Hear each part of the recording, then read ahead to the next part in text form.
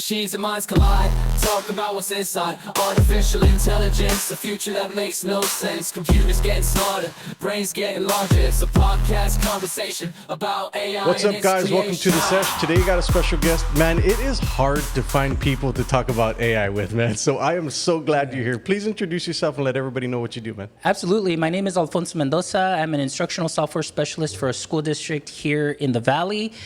Been in education for 18 years. I do have a bachelor's in business, and my passion is marketing.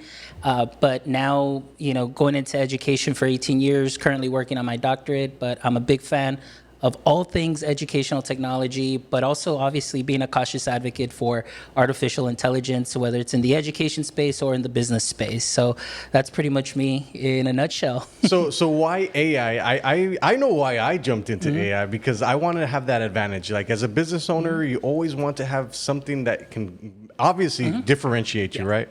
But why did you jump into AI? Well, I jumped into AI. This was about 2 years ago, actually 3 years ago, way before ChatGPT was coming out. I had got nominated to receive an award for computer science and contributions. So I went to a conference, and all of a sudden, everything was about AI and what's coming. And you're talking about people with doctorates from colleges, from Florida State, that were coming in and presenting.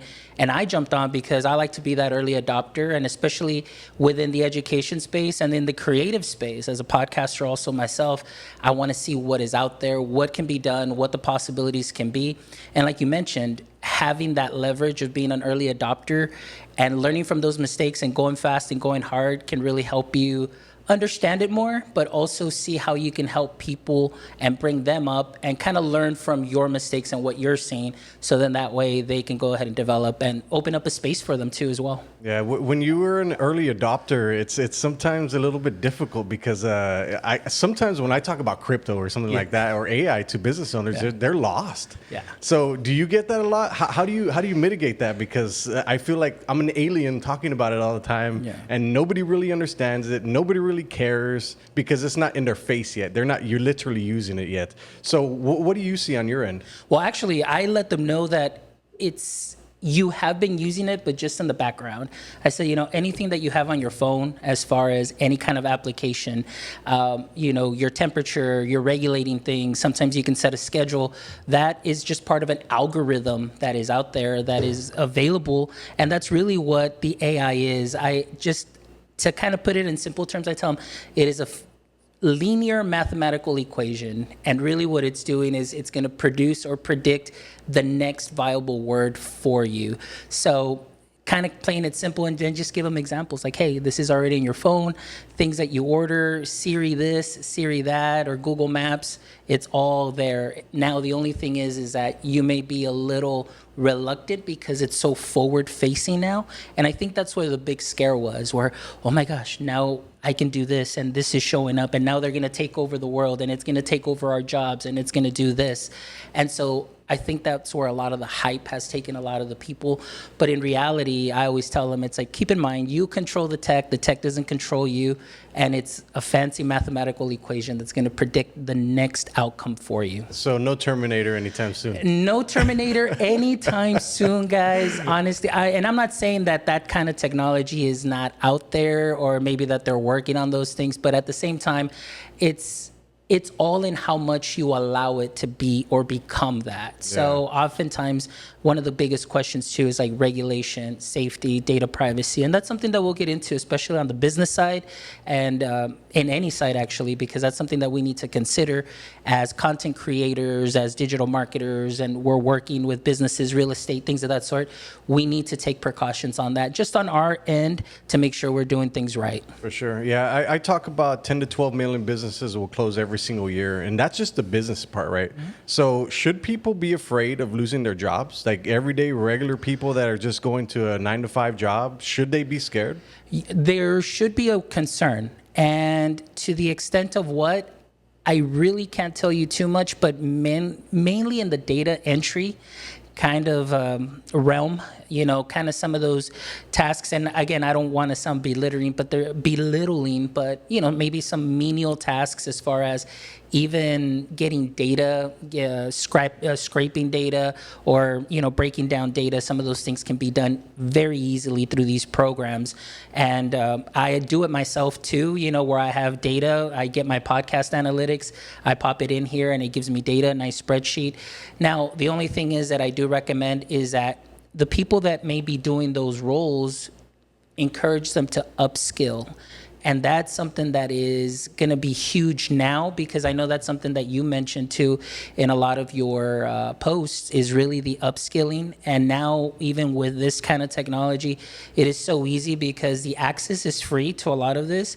So playing around with what you already know, and like I always say on my podcast, taking what you know, taking this and sprinkling it onto what you already do great, can really help you upskill and differentiate you to where you become an integral part of that business or whatever it is that you're doing, because somebody's going to have to know how to take that concept, simplify it, put it into the AI, and have an outcome that is going to be something that's going to be successful for the business or the venture that you may be in. For sure. And when we talk about upskill, I always go back to people graduated college. Even talk about like the older demographic that they're out of college, they have their careers. So now we're asking them to go back and to upskill. The last thing they're going to want to do is to upskill. Do you see a teetering like out of like the older demographic, like forget this, I'm never going to adopt this. And then you have the younger demographic that already graduated college. So now we're asking them, go upskill again, take more time. And then you even talk about the younger demographic where like my kids are in school now. So ChatGPT and all this AI is already out, but they can't really use it. Right. So they're eventually, when they get out of high school, they're going to have to upskill again, and then they're going to have to keep upskilling. So what do you say to those people that now we went through all the school, we went all this learning, now you're asking us to upskill again? Yeah. Well, that's a great question. First of all, for the older generation, those that may already have several years in the ventures that they may be in, upskilling doesn't have to be something that seems very ominous or, again, just very time consuming. Just with simply being informed with what is out there and just simply experimenting a little bit on your own. I'm not saying like go and invest in $3,000 and maybe you're closer to retirement and you're like, you know what, I don't want to adopt this. I just caution you, just be aware of it, because as a boss, and for even you and myself, what we have up here in our own minds, that creative content, that creative sense, is still more valuable than what is here. All it is that we're taking what is here and trying to create that content and make it visible to the world, put ourselves out there. So your knowledge is king, but be aware of what is out there and what can be done. And then for that younger generation like myself, I kind of just immerse myself in it because I'm just very curious about everything and all things, and especially if it's going to affect education, and then see how it affects business, because I myself too say, hey, here's an opportunity for me to not only do what I do already for work, but I can go ahead and do something else out here outside on my own time and things of that sort. So again, being cautiously aware of that and seeing what you may already be doing and how you can streamline that with the use of AI, creating a system, a framework, creating something that you can have and share with everybody else. Maybe, do a session, 10, 15 people. Let me show you how this can work and how you can leverage it. For the younger generation, I think what I'm seeing now is a trend that many people are choosing certifications even over 4-year degrees, because those 4-year degrees can be very costly and you can go into debt. And so a lot of businesses are looking for that experienced person now that is actually taking that I don't want to say little certification, but that certification course, extending and diving deep into it, showing results, and now they're like, oh, this person can do this with just that certification. So I feel that the younger generation, that high school diploma is going to be great, but even during high school, some of them are already coming out with industry certifications like Photoshop. They're coming out with industry certifications in graphic design, things of that sort. So for a lot of them, if that's their passion, that's what they're going to go into, become freelance, and they're able to be mobile and bounce around and still make a really great living. So it just all depends on where you're at. Yeah, it's a very interesting thing to see it coming down the pipeline, because like when COVID happened, right, it forced everybody to figure out how to use a computer. Yeah. businesses had to jump online, people had to jump online. So I felt like that accelerated a lot of where we're at right now. And we're starting to see the acceleration of computer usage, internet. Like, for example, the Hidalgo County, they're investing, I think it was $350 million in the infrastructure of the Rio Grande Valley, the internet, right? So you can see the digitization coming into Rio Grande Valley, and I'm sure it's going to happen everywhere around the United States. So if you think about that for a second, like think about where it's going to be in the next 5 years, 10 years. Like the internet is not going anywhere. And I feel like if people have to upskill, and that AI is going to be one of those tools that they have to use. And then that always brought me back to what I had learned in one of the courses that I took, is that AI manager in a box. Yeah. Like that is a fascinating concept because it's 3 to 5 years down the line. And if you're saying that I can make $100 million business with a relatively small team using AI, like that's fascinating. Like, I think people don't really understand, like, if now one AI can replace 50 people, 100 people, 2,000 people, 20,000 people in the Facebook, like just got rid of 20,000 people. I mean, that's kind of scary, but it's also good for the people who adopted earlier. Yeah. And I think we were talking about this earlier, is like there's going to be a small amount of time where people can jump on, use this, and take full advantage before it just gets unleashed and then everybody has that power. What do you see on your end? Yeah, actually, so I would say that within the next 2 to 5 years, you're going to see just a dramatic change in the way businesses are done. I mean, we're already seeing some fast food restaurants where you just go in and they just have really a computer just taking your order. Somebody's in there, maybe one person or two people at most, fixing the orders, and then all of a sudden you just pull up and you get your stuff. So those are some of the things too that we need to talk about and think about. Manager in a box too, that concept is very interesting too, because like you mentioned, there are a lot of small companies. Now, one thing that I do want to caution, and again, just because of the experience that I saw through the education side, is as soon as ChatGPT was released in 2022, November, and everybody's like going nuts, there was a lot of little companies, small little business ventures, maybe 2 to 5 people. All of a sudden they're like, hey, use my app, it'll read your PDFs or ask your PDFs questions or chat with your PDF. There's many of those little onesies and twosies that came out. Then what happened is Dev Day showed up. OpenAI is like, hey, here's our Dev Day, and now we're going to do this upgrade to ChatGPT. And now it's like all you got to do is it does what all of these little onesie and twosie apps do, but you only pay us $20 a month and you'll be able to do that. I was like, yeah, I'll pay $20 a month rather than have 5, little $5 a month apps or $15 a month apps. I'll just pay $20 and get all of that. And so I saw that those companies and small companies really just fell by the wayside, and that was it. They were done. So although the concept of the manager in a box is great, where you can take, just even a one-person team like you, Josh, or, if you have 2 or 3 people, with the power of this, you can make yourself and extend yourself multiple ways. The caution is what if there's another dev day? What if there's another update? And now what we used to have access to, we no longer have access to, or it becomes a little bit more, or you become priced out, like what's going to happen and what's going to happen to your business. So those are the things that I'm just very cautious about. But at the same time, yes, we kind of need to put our foot on the pedal and be like, hey, let's be there first and see what we can do and leverage and learn from that and see what may happen to be better prepared. I always say it's all about improvising, adapting, and overcoming. Yeah, I feel like it's going to be eventually a race just to the bottom, especially with pricing. When you price stuff cheaper and cheaper and cheaper, like it's just going to displace so many people. On that note, what are some of the most insightful things that you have seen that you've been studying? Because I think kind of let everybody know what you've been doing on with your podcasts. Yeah. So actually, through my podcast called Maya Tech Life, really, I have been interviewing a lot of educators, but not only educators. I've been interviewing founders of a lot of these companies that show up for education. So talk about the wonderful thing about AI, kind of like putting everybody on an even playing field, where now you have educators that are becoming entrepreneurs because now they're taking their knowledge and their concepts of what something should look like in education, or they see like, hey, if this was this way or presented in this manner to a student, it would make it that much easier. And now they're becoming entrepreneurs And again, something that without this technology, maybe they would have never done that because they would have had the idea, but spent so much money on software engineers and marketing and so on. And now they've been able to do those things.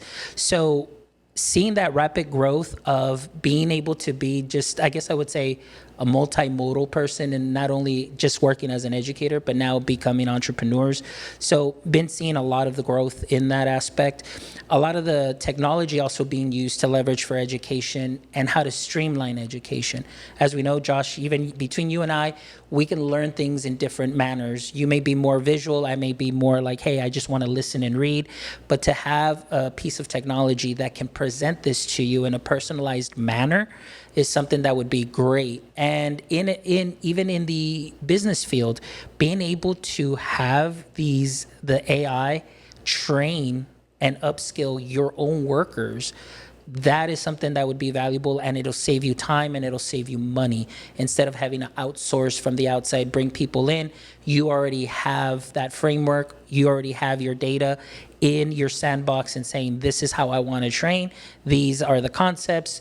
My new people come in, they sit down, they go, and it personalizes everything based on their needs, on their already know-how, and it just builds them up. So now you're continually building up your own workforce in that sense. Now, and that's where I say, like, that fear of a lot of jobs going away by upskilling, I think that you can still leverage that, still make profit, but you're going to be well equipped where you're going to have somebody there that's very knowledgeable and that can help you, because you're still going to have to understand that the outputs are not 100% entirely correct. You're going to need somebody there to really go and dig in and say, okay, does this make sense? Does this go in line with what I am trying to do, or is this going off the rails? And you have to have somebody there that's going to have to help you fix that or edit those issues.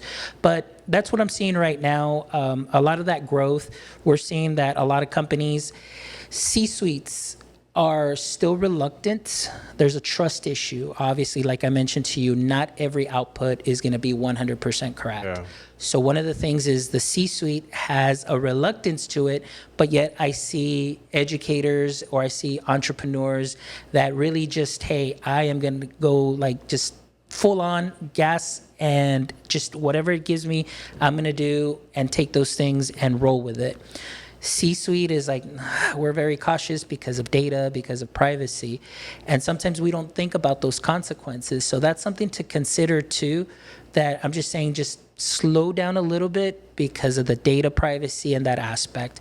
Many of us may not even know, and you're putting in here like, hey, I need to go ahead and create let's say an invoice for X and O company, please go ahead and address it to Mr. Moroles, and Mr. Moroles' services are this, is that.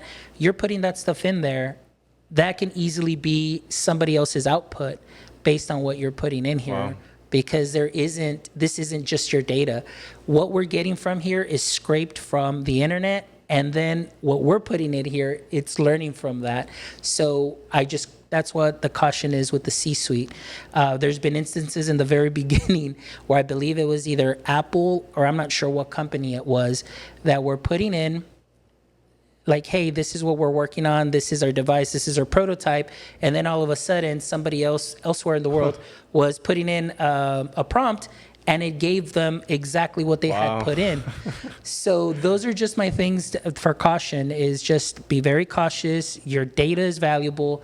Data is money. This is the way these companies run.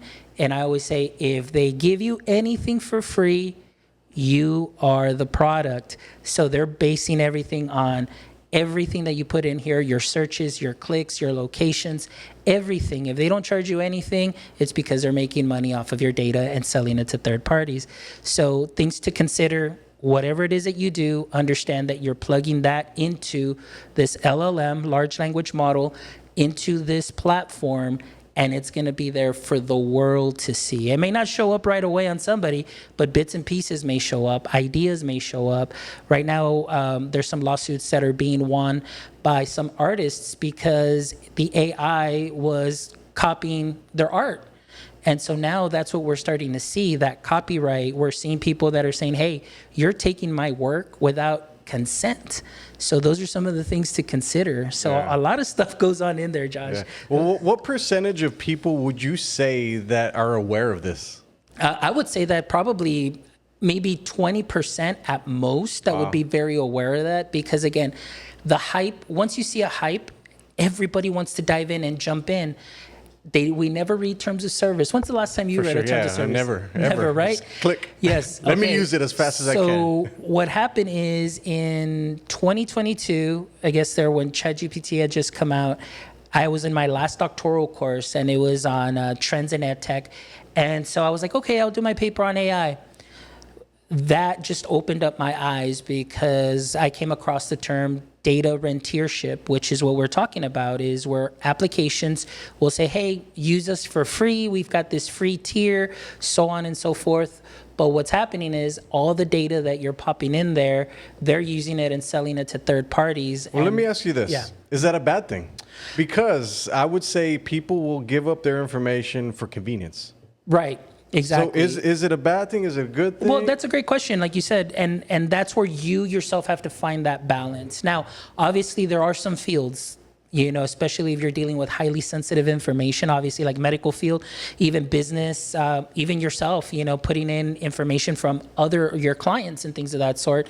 Because of that convenience, now you're putting in that personal identifiable information that is not yours, but you didn't get consent. Right. So think about that. Yeah. Do you give them consent? And out of convenience, maybe you'll be like, well, yeah, I can do this a lot faster.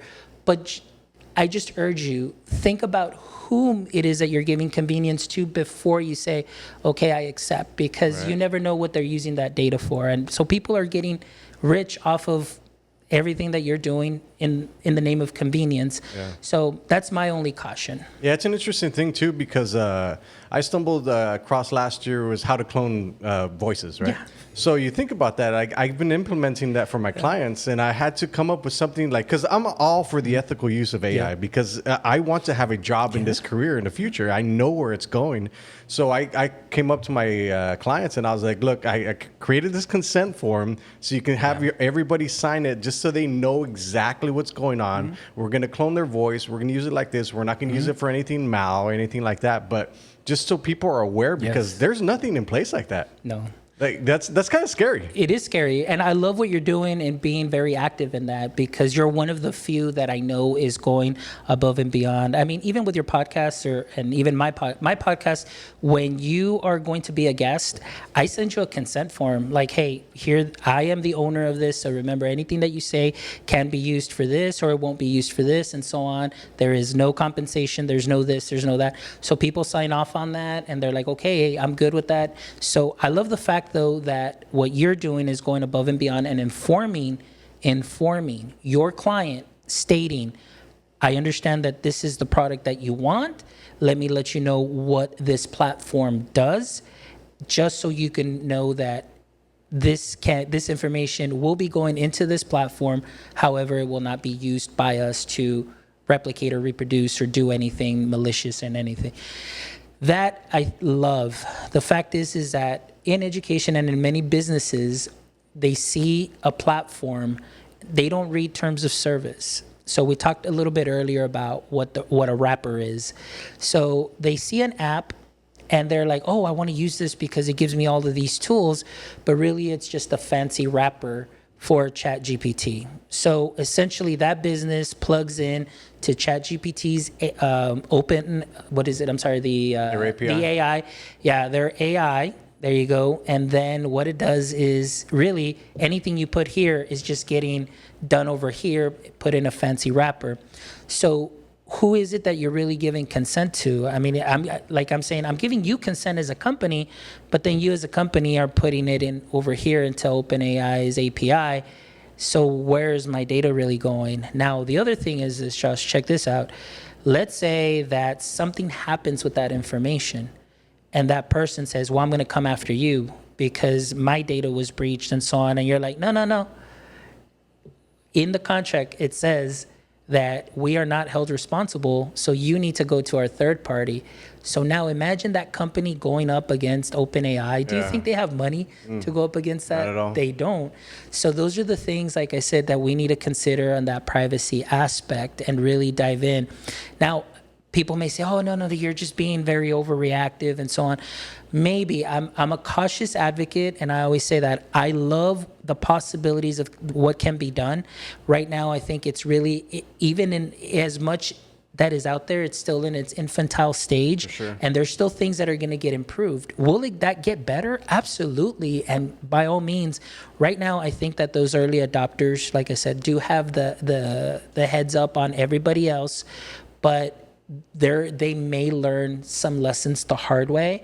And I would just hate for them to learn it that way. But at the same time, it's going to help them learn to adapt and improvise and overcome any changes that may come soon. And then navigate. So, yeah. So, again, there's a lot of good and a lot of bad, but we really just have to find that balance. And if it's something that's going to be here for years, it really is. I mean, in the next 2 to 5 years, I mean, you're going to see that this is going to be embedded in every organization if it hasn't been. So in a year, there's been a lot of things that have been embedded. In next year, there's going to be way more. And in 5 years, everybody's Apple phone. Yeah, in 5 years, eventually these, like you're seeing like a lot of the humane pins and the rabbits, you're starting to slowly see those concepts of where we may even get away from these because now it's going to be more of the wearables.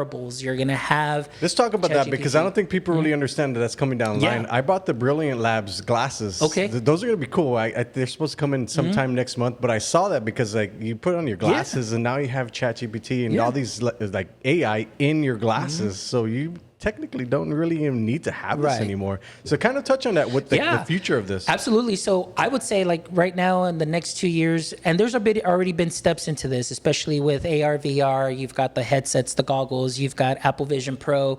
But of course, all of those just are too bulky, obviously. With the wearables now, you've got those Brilliant glasses. There's another company called Frame that are coming out with glasses. And it's either prescription or non-prescription, but you're wearing them.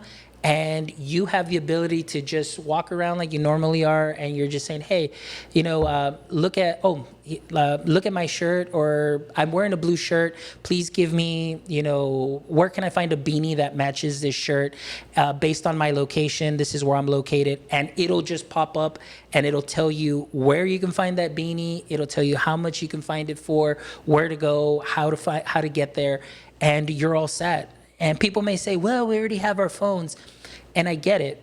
Phones can do that. But at the same time, your phones, that's one hand already that you're already cutting off in that sense. And it's huge in your pockets. And it's huge in your pockets. So you're going to get those wearables. Now, there have been some reviews. Obviously, they're not where they should be yet. So again, I'm going to go out there and just caution you, if you really want to see these wearables or get maybe even purchase them, I would say let me caution you first, because what a lot of companies are doing is they're saying, hey, we're coming out with this concept and it's not fully 100% yet, but buy it from us and we promise that it's only going to get better. But then what happens is you buy that $200 wearable, and then all of a sudden the next iteration comes and it's like, oh, well, this one's $300. So it's kind of a way that they're still kind of making money, and they're saying, okay, let's see what bugs we get, and then we become their product and their, I guess their testing. I don't know what the word is. They're funding their business. They're funding their business in that sense, but we're giving them the feedback for free, and we're not getting anything, but their product is getting better. Yeah. And that's something too that we need to be cautious about, because these companies are not giving you a product that's done 100%. It's like, oh, buy the rabbit for $199. You get the rabbit, and it's like, well, it can't do this yet, and it can't do this yet. They're like, oh, but that will be coming in a later iteration or in a later software update. And I'm like, but I just spent $200 on something that I can't do much of it. The promise is there, but those are some of the things, and very much so with a lot of the AI platforms too. It's the hype is there, but they still kind of fall short and say, well, just purchase us, and I promise you we're only going to get better, but when? And then they just leave you hanging. So like I said, there's a lot of things to talk about there and dissect, but at the end of the day, the technology is going to be useful. It's going to help you deploy, trainings rapidly, get your data done rapidly. Will it take over or remove some of the jobs? It will. Let's be honest with it. It will take some of those jobs that, again, maybe data entry, things of those sorts. But that's why I encourage people, find the skills that you're good at, upskill. Right now, creativity is going to be something that's huge, because we talked about how many of the outputs, if I do a prompt and you do the same prompt over there, there's going to be a lot of similarities to where people eventually are going to start seeing like, hey, like that post looks like that business's post. So was it the same guy? No, it wasn't. It was another one, but there's going to be a sameness. Yeah. So how are you going to differentiate yourself? Yeah. You still need that creativity, that collaboration, communication skills. Those soft skills are going to be more valuable now than they were maybe right now, that are often overlooked because everybody's looking for the technical skill. But now you're going to have to differentiate yourself. Is this a true statement? I heard that anything that you see on a screen, anything that you see online will eventually be duplicated by AI. Yeah. I am 100% certain. So we don't even have to have this podcast anymore. Yeah. Honestly, we don't, like, what we could have done is we could have put, okay, I'll take Josh's podcasts and I'll download some transcripts. I'll download some of my transcripts from my podcast. I can feed it into the AI and say, hey, here's Josh's voice and his style. Here's Alfonso's voice and his style. And now what I want you to do is I want you to create a podcast that talks about the future of AI in the next 2 to 5 years. And then eventually it'll just come out. And then, so it'll give you the text. You get it into 11 labs, you get 2 avatars, and now you've got a podcast that we didn't even have to do. And we did all like in less than 10 minutes. Wow. It's an interesting thing to see because, man, I've been doing this since 2016. Yeah. Like, eventually, am I going to even want to do this in the future? Because my goal was to be able to make money off doing the podcast, off my personal brand, right? Mm-hmm. So it's like, is that going away, or is really creativity going to be the tipping point where like you have to hold on to that? You have to hold on to these soft skills, but also know this extra parts. No, you're going to have to hold on to creativity. Like I mentioned, because of the fear of sameness. How are you going to differentiate yourself? It's like for you and myself who do the podcasting, and I've already heard a lot of podcasts that are out there that are just AI created, and they bring you the topics, but then you get the kind of the same monotone voice, you get kind of the same scripts. So how are you going to differentiate yourself? It's just that creative component. And so for a lot of creatives like ourselves, we're going to be good in that sense because we bring that creativity, but also we dabble and we dive into the world of technology, and that's how we differentiate ourselves from everybody else. But when you are just not doing much or upskilling or being aware of what is out there, or even just trying it out, just experimenting with it, and you fall behind, you're going to start seeing where maybe at one time you were the one and only person that do what you do. Now you're going to find way many more people that are going to be doing that. And then you're just going to be left behind being like, whoa, what happened? Right. And it's all because we just didn't know what is out there and be aware of that. Like it's important. Yeah, talking about that type of stimulus from like the goggles and the future wearables like that. Like, what does that say about society that we have to have that stimulus all the time? Are we going to be wearing these goggles one day or these glasses that are going to give us augmented reality and then take them off? It's like, oh, this is boring. Yeah. And then put them back on. All right, let's go. Yeah. Like, do you see that? Do you see a future like that? I really do, because especially with the younger generation, I mean, probably even me, just because this is my work and I do everything from here, but the younger generation that has grown up with tablets, I mean, I go shopping, and I'm sure you've seen it, and we go shopping, we go to the mall, we see the babies in the carts, and they're navigating tablets. They're navigating, and so that is their stimulus. This is what they've grown up with. So we are going to start seeing that a lot more, probably more so in the next 5 years, that you will see that. But you're absolutely right. One of the things that people mention is psychologically, what is the effect where you're living in this world, but you're isolated with goggles, but you're seeing a group of people and you're like, okay, cool. I'm here with my friends, people that are like-minded, obviously, because they've got the goggles, they like tech, they belong to this group. And then you take that and it's all of a sudden, oh man, my menial, boring world, like this is terrible. And so psychologically, it will affect us. You're right. You're absolutely right. Because I'll tell you the perfect example is like I'm huge into mentorship and I love to learn, but sometimes I can't find mentors. So it's very hard for mentors to give me time because I know they're busy, right? So I recreated my mentors with GPTs on ChatGPT. So I hang out with them a lot. I learn from them. I research stuff like that. But I see where I've become isolated into the computer where I'm just learning like this. And sometimes I would rather not just go out. I'd rather continuously learn. So that stimulus is very high. I fear that it's going to get worse and worse, and people are just going to condense down into their computers and their phones or wearables, and then nobody's going to have conversations anymore. Yeah, no, and there is a school, it's called Alpha, and they have one here in Bronzeville, they have one in Austin, and there are no teachers in that school. There's one, maybe two people that walk around that are just there to supervise, but the students go in for anywhere from about 2 to 3, possibly 4 hours at most. They go in, but they do all their work online. Everything is all AI-based, personalized. They're in, they're out, and that's it. And they go do whatever they do with their families and so on. So you see that too, where they go for 4 hours, but they're on the computer, but they're not maybe communicating and collaborating with one another, those soft skills that are so important. Yeah. And then they just go home and they have the ability to, hang out with their parents. They have the means, they do those things. But I think, like you mentioned, one of my biggest things for me as far as learning is the storytelling process of it. You know, meeting with actual people, hearing. I know recently I saw a post where I think you hosted something here. And I was like, man, look at that. Like all those amazing minds there that are sharing and listening, and you're being able to learn from one another in real time, in real life, as opposed to kind of like what you're saying. Yes, you can learn from here, but it's strictly a one-way interaction. It's very lonely. Very lonely. Exactly. So those are some of the things also that we need to start thinking about and worrying and seeing where is this going and how can we find that balance. Yeah. It's all about balance. I mean, you've got people that are on polar, or I guess the opposite sides. There's those that are like, we don't care. We're just going to go full on.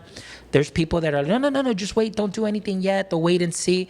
And then there's kind of like, I just consider myself in the middle, being cautious advocate where, I kind of slow down enough where I'm aware of the dangers, but I also move through because I see the potential. So sometimes it's very hard for me to reconcile that. And I feel like sometimes I've excommunicated friends because they're on this side where we're just going to go hard.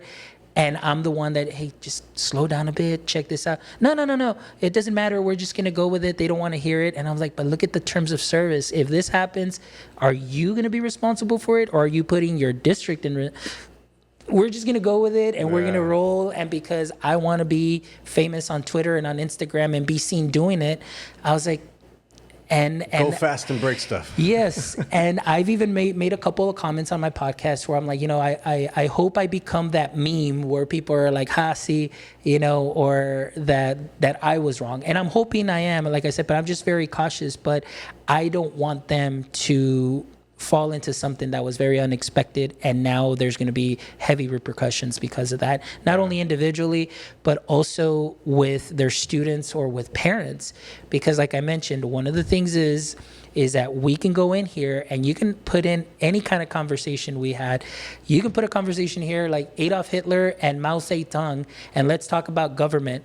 You don't know what it's going to come out with, and the history that both of those gentlemen have can be very brutal, very ugly. And now you have students that have access to that and be able to see that or type in anything. And now that takes that digital citizenship and that digital bullying to a new extent.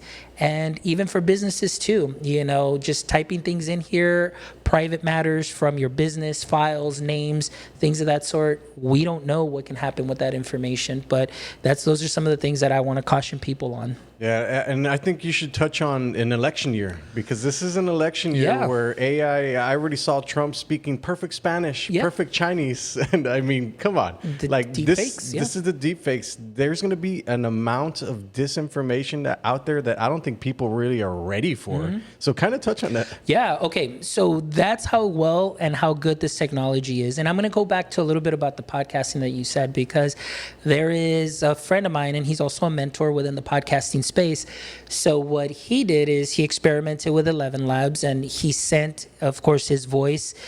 He created the avatar, and now you can't even tell if it's really him on the TikTok or on his reel or on his post, or if it's the actual avatar with the 11 Labs voice. I mean, that's how good it is.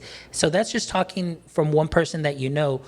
But I think too, with the I guess the overuse of technology for a lot of the younger crowd, for a lot of them growing up and we're watching these movies with great CGI growing up, it's going to be very hard for people to tell, like, hey, is this real or is this not real? So how do we distinguish reality from what was created, using Sora or using other softwares that are out there that are just very hyper realistic? So that's where that digital literacy comes into play. I mean, we talk about digital literacy in schools, but this is something that adults need to look into also as well, because this is something that's coming and we're already going to be seeing it. And like you said, especially in an election year, Trump speaking perfect Spanish, you see a lot of reels, you see a lot of things where you hear Trump's voice being overdubbed on other things, or for that matter, like anything that may be going on, whether it's overseas or anything. How do you know it's real? And how do you know that we are not being shown something maybe that is not real? And that's where people have to dive in and find information and dive in. And so that's a critical skill, which is that digital literacy. But we are seeing that. We will be seeing that. And I'm sure that that world of the holograph and in the classroom will be coming probably sooner than we think. I mean, there's already the gentleman that has the holographic box where he can be in Vegas and they put the box in California and he looks exactly the same talking with people because there's just a little webcam and he's able to answer questions. We're going to be seeing that. It's like Star Trek, Star Wars, all in our classrooms, And it's here. And it's here. It's here. And it's slowly going to be creeping up. So we just need to be ready for that. Yeah, I think especially politicians really need to understand that this is happening, because I heard the other day that an employee recreated his boss's voice and image and made him sound racist. So I already possess the technology in my computer to create I can recreate their voice, their image, and make them say anything. Like, especially for politicians, I don't think they really understand this. Like, this is so new. This is so innovative. Like, it can really break a lot of people's spirits. It could hurt a lot of people's images, their reputation, stuff like that. So that's why I'm a huge proponent for the ethical use of AI, because people don't understand that this can ruin lives. Yeah, no, and you're right, because I did see that article, and I don't know if we're talking about the same one, but it was a school coach. He replicated the voice of his principal and said many bad things that, again, like you said, made him sound very racist, and using that technology. So like you said, it's very important that people understand the ethics of it and what it can do. Again, terms of service, things of that sort. Be cautious of who's recording you, how you're being recorded, what you're putting video into, because they can use your name, image, and likeness in certain things. And all of a sudden it's like, hey, didn't you just say that? You'll lose a job, you lose your marriage, you could lose anything, because it's so easy for people to just replicate things. And so one of the things too that I wanted to talk about is even the UNESCO is an organization, and they put out this report, and that report is based on, and I'm touching on just education, at least in my world, but what it does is it talks about that ethical use too as well, that can easily be translated into business. But what's going to be happening too that I want to caution people on is that we are going to be getting these outputs from AI. And then what's going to happen is that people are going to take those outputs, put them out as news articles, and it's going to seem like news. And then what people may do is highlight, copy, and say, hey, I want like a summary of this. And they re-pop it back in. and with their own creation, and all of a sudden now the data is going to start getting like just very Skewed. discombobulated, skewed, and just really dirty. Like what was once factual, now once you put it in there and it's mixed in with the large language model, because keep in mind what it's doing is it's just predicting the next best word in that sentence. You don't know what you're going to get. And then so all of a sudden, after a couple of iterations, then all that data that was once fact checked or it was there, now all of a sudden starts looking different. And now which one is it? Yeah. Which one's correct? If this doctor's saying this, but then wait a minute, I got this report over here from another doctor. Well, which one's correct? Yeah. So now it's like, how do we know which one's factual, which one's not? So a lot of things come into play there. It's like that game when you play when you're young, where you had to whisper in somebody's ear, and then by the time we got to the last person, it's completely different. Yeah, it's kind of scary.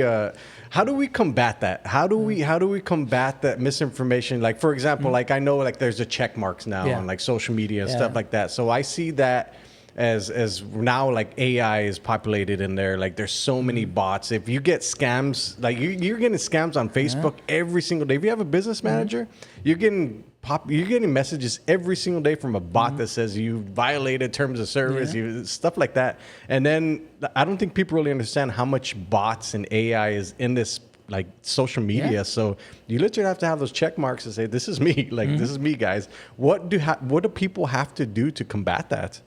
Well, again, just be very cautious with what you put. People will know who you really are, because they see your socials. Those that are close to you will know. They can vouch for you and those things. But one of the things like you mentioned too is that in Facebook, they put in that chat bot where it's all of a sudden you're searching for a friend and then it's meta. Is there like, what can I help you with? And I'm like, this is kind of intrusive. Like, when did I give consent for you to be on here? Terms of service. Yes, exactly. The terms of service. But obviously, just combating those things very easy. Like, and I have meetings with parents often. So I meet with them talking about digital citizenship, and it's really for them too. I talk to them. I said, anything that you post, any picture that you have, anything video that you post on any of your social medias, that lives on there forever.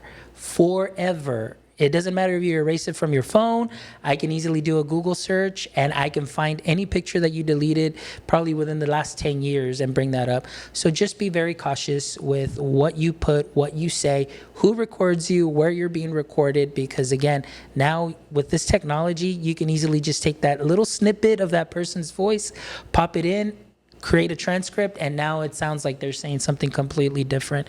So really it's just caution, very cautious in what you do. Yeah, I get a lot of backlash sometimes from like family members, like, why don't you ever share your children or your wife? I was like, I don't want to share any of that stuff with anybody, like at all. Like I think I was just talking with Alex Garrido of UTRGV, and he was talking about that you can replicate you'd say your daughter's voice, right? And then they're calling you up to try to scam you. Yeah. Like that's some scary stuff that's already here. And I don't think people really understand. Can you kind of touch on that? Okay, so that's a great example that Alex gave, because now there's something that I talk with parents too about and share articles with them, both in English and Spanish, because I work with a lot of parents too, is always have like a safety word or a code word, because there have been scams where they just replicate the voice. They call and say, hey, Mom, can you send me like this much money, or can you send me this, or what was the code for the password again, because I got locked out. So in a way to get information from you, you've got these bad actors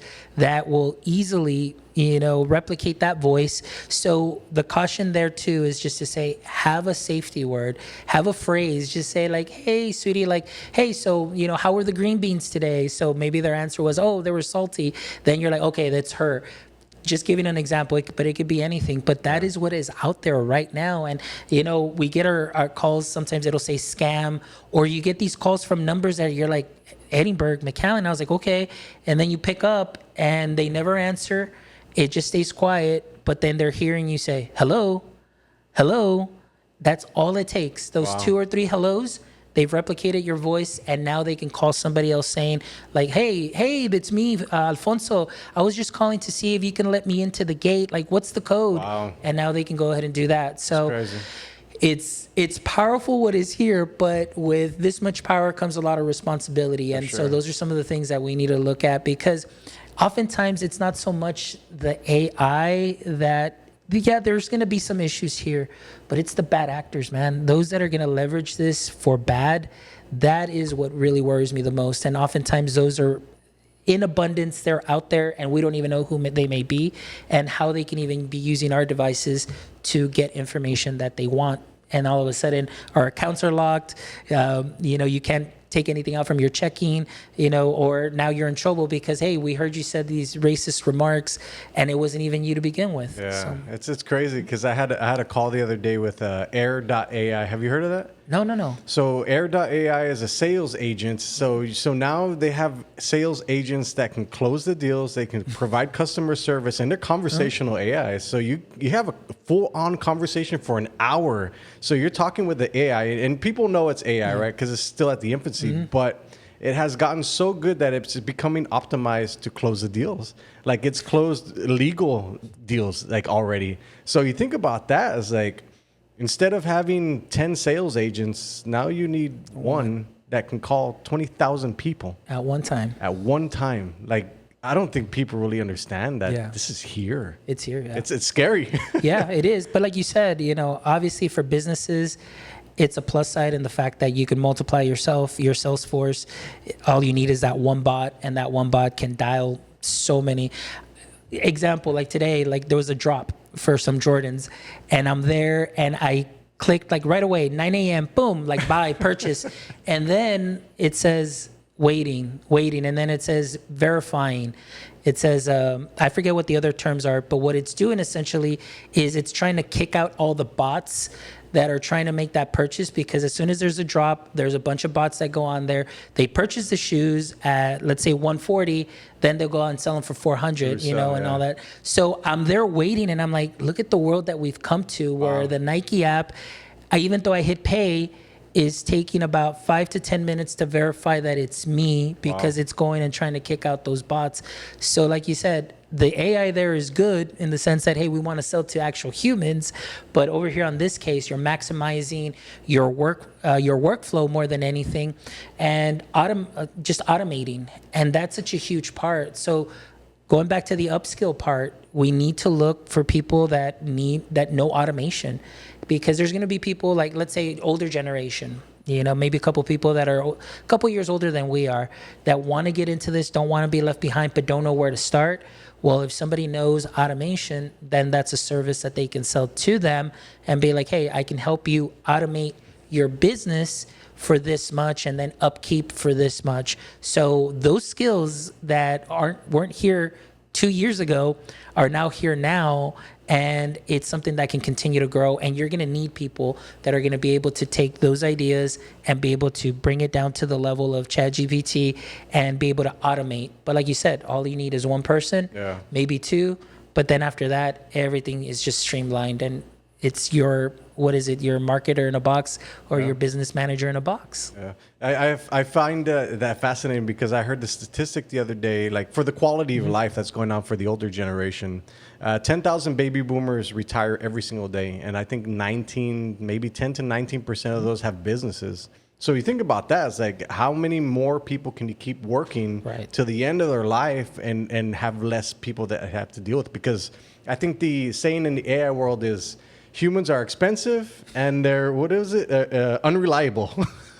So, I mean, you just think about that. Like, how many businesses are out there, and business is tough.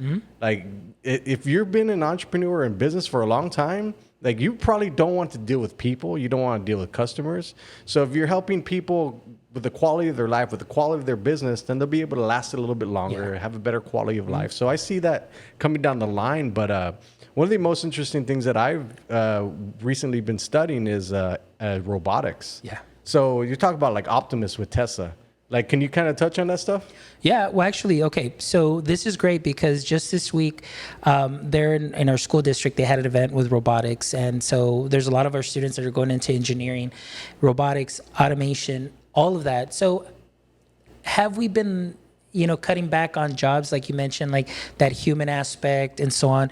We always say, like, yes, there's manufacturers, they've got the robotics, they've got the arms, you've got manufacturing, you've got all of those things, but somebody's got to go fix those arms. So there's still, although you may be losing some jobs, there are some other jobs that are being created. So with the same thing that you're talking about too, with the robotics, we are going to, and I went to a campus at Missouri State last year to do an AI panel. And then for the first time, that's where I saw like the little robot delivering the food to the dorms. I mean, this is something that we're going to start seeing a lot more. I mean, Walmart doing drone deliveries. You've got all of Fujiyama down the street. Yeah. You're going to be going to be getting a lot of that automation, and it's something that is here right along with the AI. And we're thinking like, no, that'll happen, in about 25 years. We really think of this now. Because like you mentioned, one of the things too is that quality of life. Like imagine you right now if you go hard on this AI for the next maybe 5 to 7 years, and you have been able to streamline, automate, and build out something that you already know that as soon as your customer signs on, it's going to send them the form, they're going to fill out whatever they need for you, and all of a sudden all your automations are going to start taking place as far as what you're going to be creating for them and so on. Meanwhile, you're enjoying that quality of life with your wife, with your kids, whatever it is that you're doing. And I think that's possible, and I want it to be possible, because I think right now a lot of people in many industries are just feeling like, oh my gosh, overwhelmed, and with the stress of, is this my last day here today? So that's something that's very important to look into. What can I do, and how can I get into this world and still be play an integral role in this? So robotics, huge. AI, huge. They're going to go hand in hand, but keep in mind, we need people to fix it. We need people also to help fix the AI too as well, and be able to mitigate any problems and issues. So I mean, really, upskilling is the name of the game from now in the next 5 years and continuing on after that. Yeah. How likely do you feel that by next year, 2025, we'll have Tesla bots for every single one of us? Like I heard that Musk wants to make them affordable, like 25 grand. And you have a 125-pound robot that is capable of doing your laundry, doing every little tiny little detail that is mundane, like these repetitive tasks. And also it can be your mentor. Yeah. Do you think that's likely to happen in 2025? They'll come out with some prototypes, but the fact is that it will come out, but what is going to be the adoption rate? People are going to be very cautious. And again, I blame the industry on this as far as maybe the adoption not being there, in the sense of the types of products that are coming out. It's always kind of like halfway done, and then let's try it out and see what kind of feedback we get, and then we can improve that, and then the next robot, now I have to pay so much more, or now my firmware needs to update. You still have Teslas that their firmware won't even update, and they've had them for a while.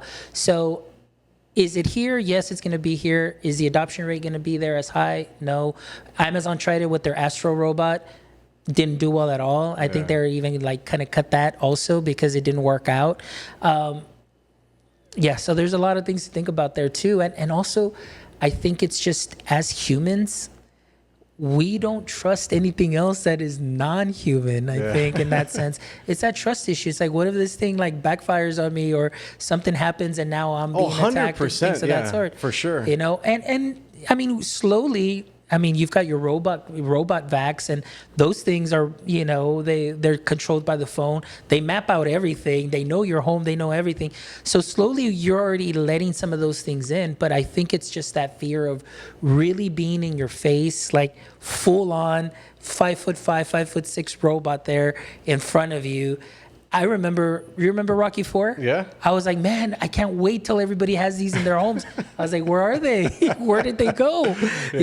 But the technology has been there, and it's going to be here. But we just need to be better informed, better educated. And I think we need more people like yourself, like in what you're doing with your podcast, like myself with the podcast, really being very objective and showing people the plus side, the downside, and reconciling those, because it will be here. It is here, and it's only going to be more visible to us in these next couple of years. Yeah. So going back to the statistic of 10 to 12 million businesses will close every year, what can businesses do to specifically when it comes to artificial intelligence? What can they do to stay ahead, to stay in the game? Like, what are the top tips that you can give them? Well, number one, actually, I thank you for asking that because I have it here. I was like, oh, let me get my notes here. I think it's super important because a lot of people are going to struggle. Yeah, absolutely. So number one that I have here is really finding your focus on that trusting in the AI. Like I mentioned, the C-suite, all these CEOs, there's major companies that are all in, but those are the ones that are like going to be like, hey, we're going to be selling it. We're creating the platforms. We want you to use our LLMs and so on.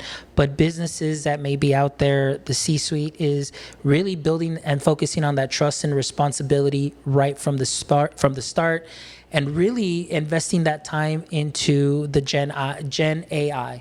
Understanding what it is, educating your staff on what it is, full on, because that's going to bring that comfort and that ease. Just really helping them understand right from the get-go what can be done, what can go wrong, but how this can be reconciled in a way that is going to help you move forward. Will pay off in dividends in the end. So not only is the return on that instruction great, but the return on that investment will be great, where now you're streamlining a lot of your cases. The other thing too is tool adoptions. How are we going to curate the best possible tools to be used to help me maximize my work? So that's another step there, which takes a lot of research to do and a lot of time. So right now, I really honestly don't feel that businesses should get rid of a lot of the workforce that's on the technical side, the people that can know and understand and read through all of this and see the trends, because those are the ones that are going to help you navigate into the future. So those are some of the things that I find there. And engaging your employees really is just training. So that's where you and I, through the podcast and through just meetups and sharing knowledge, can help other people, not only in our roles, but people that just simply want to know what this can do, and giving them examples just from the most basic, ChatGPT, Claude, those two, get them going with that, see what they can do, Mid-Journey, and a lot of the video video creative AIs that are out there. It can really pay off dividends. Yeah. So really, it's just my money. If this was me, and again, going from the outside in, is investing in the education of my staff, and then making sure that we're all in one accord as far as knowing the good, the bad, and how that can be reconciled. Move that forward. Start streamlining your process, automating your processes, whatever you can, and then from there say, okay, what can we do to maximize this, or what can we do to make it leaner? And that's up to the business as far as what their goals are. Is it like mass produce, or just really run really lean and be comfortable with this in this specific niche, and so on. So when you look out 5 years and then 10 years and then 20 years, what do you see in a world where humans and artificial intelligence and maybe robots are out here? Well, everything's going to be automated. We're already seeing it. It's going to be that much easier where even school and education. I believe that because, let me start with the education, just because I'm a little bit more in the education field, but it's going to come to a point in time where we're going to see those alpha schools, and those alpha schools are going to be there. It's not going to be where it's just only a certain demographic is going to be able to send their kids there. It's really what school is going to be like now, with now schools having one-to-one devices, and with as fast as the technology is moving and as fast as the educational technology space is moving, it's really going to turn into where now I will only need proctors. Students can come in for a certain amount of time, or it would definitely be virtual, where now they have their avatar proctor And in case they have any questions, they can say, hey, I need a review for this exam, and so on. And all of a sudden say, oh yeah, here are those details that you needed for your review. Would you like for me to create a test for you or a quiz for you, and so on and so forth? So with the state of education, I think within the next 5 years, you're going to start seeing a lot more of those alpha schools and a lot more of the AI coming in. And it's custom tailored to that individual. Personalized to that individual. Now, to kind of let people know too, a lot of the platforms that we already have in the education space already personalize the learning for a lot of the students on the backside through the algorithm. Through what it does is based on those inputs, it's going to level set students, but this is going to take it to that next level where it becomes more interactive. So that's in the education space. Business space, right now, and again, we talk about 4 or 5 years. I don't know if have you been to the Whataburger that's here on Nolana? Yeah. Okay. Well, they already have the tablet where I don't even need to order. There's a couple Taco Bells where I just go to the tablet and they only have the people that are preparing your food. That's what you're going to be seeing a lot more of. A lot more. So the people too that need to upskill or maybe start thinking of careers are those that, hey, I need to go in there and fix the tablet, and anything that is, just the analog state of it, of what it is that I need to push into, or things of that sort. Business side too, again, like I mentioned, you already have the chatbots. So Josh right now is saying, you know what, it's the weekend. I am out with my wife and kids. We're having a great time. Customer is like, hey, I'm needing your services. Hey, yeah, sure. Let me go ahead and help you with that. Please go ahead and give me your name, your address, your email, and so on. And what was it that you're looking for? All of a sudden, your chatbot is already like, okay, well, based on your needs and so on, we can schedule this call, or we're looking at these rates, or we're looking at this kind of project, or things of that sort. Completely automated while you are still out there having a great time with your family, quality of life.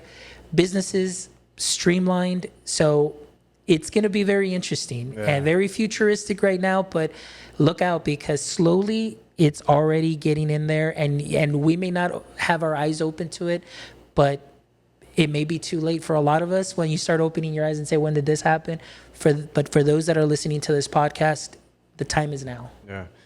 Before we finish off the podcast, I asked this to everybody. How do you view the time that you have left? Not with AI, not with anything else, just how personally do you view the time that you have left from now to the end of your life? Man, personally, I want to continue creating, educating. I think for me, what you hit on is that there's a lot of people that may be looking out for a mentor or just somebody to guide them.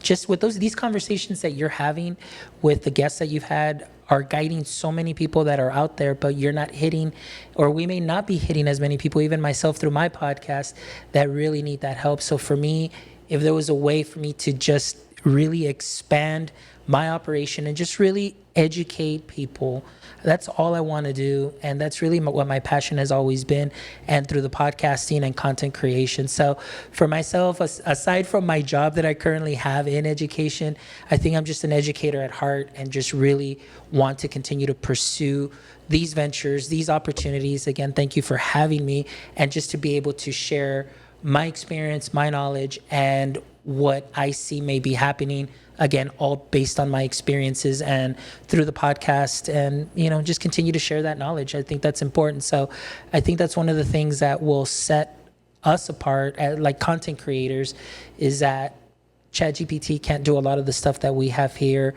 or the ideas. And then when we put them down, it's not going to have that feel, that personal touch. I'm not saying that it can't help you just kind of outline and do those things, but it's having your own personal voice shine through. And so I want our voices to be heard as content creators from now till however long we're here. It doesn't matter if it's an AI-driven world. We're still going to need those storytellers. We're still going to need those people sharing knowledge and being able to help other people grow. Awesome. You guys, you heard it here. The time is now. Do not wait. We'll see you guys next time on the sesh. Peace. Makes no sense. Computers getting smarter, brains getting larger. It's a podcast conversation about AI and its creation.